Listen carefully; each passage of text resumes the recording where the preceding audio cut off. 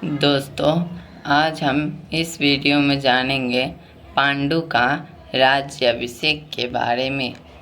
धृतराष्ट्र जन्म से ही अंधे थे, अतः उनकी जगह पर पांडु को राजा बनाया गया। इससे धृतराष्ट्र को सदा अपनी नेत्रहीनता पर क्रोध आता और पांडु से द्वेष भावना होने लगती। पांडु ने संपूर्ण भारतवर्ष को जीतकर कुरुक्षेत्र राज्य की सीमाओं का यवनों के देश तक विस्तार कर दिया। एक बार राजा पांडु अपनी दोनों पत्नियों कुंती तथा माद्री के साथ आखेट के लिए वन में गए। वहां उन्होंने एक मृग का प्रणयत जोड़ा दृष्टिगत हुआ। पांडु ने तत्काल अपने बाण से उस मृग को घायल कर दिया। मरते हुए मृग रूपधारी निर्दोष ऋषि ने पांडु को श्राप दिया, राजन, तुम्हारे सामने क्रूर पुरुष इस संसार में कोई भी नहीं होगा। तूने मुझे प्राणः के समय बाण मारा है, अतः जब कभी भी तू प्रणयरत होगा तेरी मृत्यु हो जाएगी। इस श्राप से पांडु अत्यंत दुखी हुए और अपनी रानियों से बोले, हे देवियों, अब मैं अपनी समस्त वासनाओं का त्याग करके इस वन में ही रहूँगा। तुम लोग हस्तिनापुर लौट जाओ। उनके वचनों को सुनकर दोनों रानियों ने दुख होकर कहा, नाथ, हम आपके बिना एक क्षण भी जीवित नहीं रह सकती। आप हमें भी वन में अपने साथ रखने की कृपा लीजिए।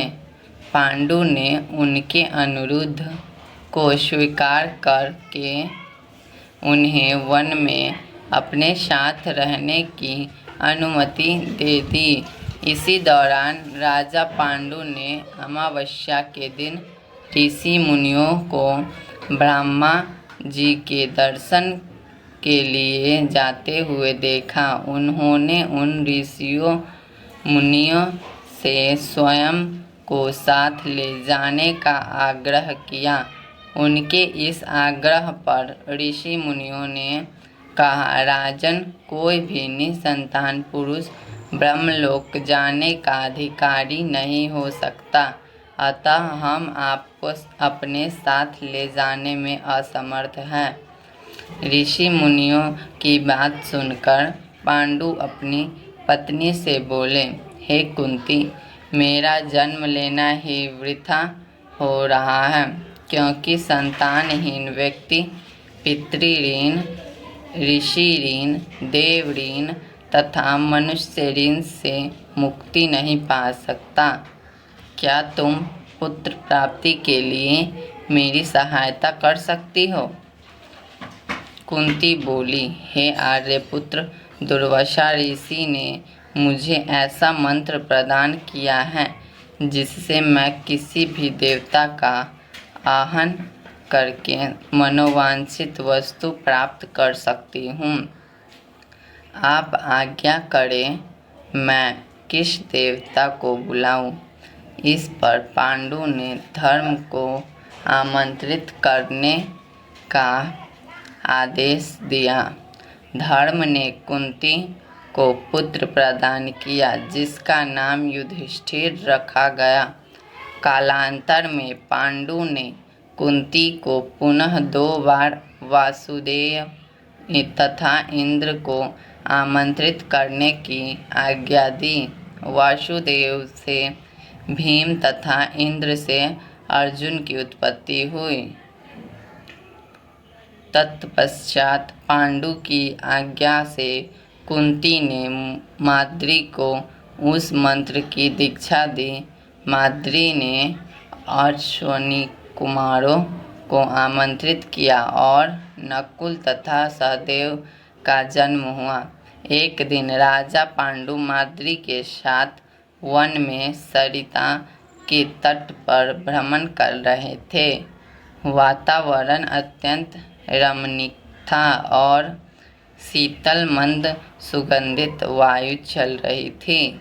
सहसा वायु के झोंके से माद्री का वस्त्र उड़ गया।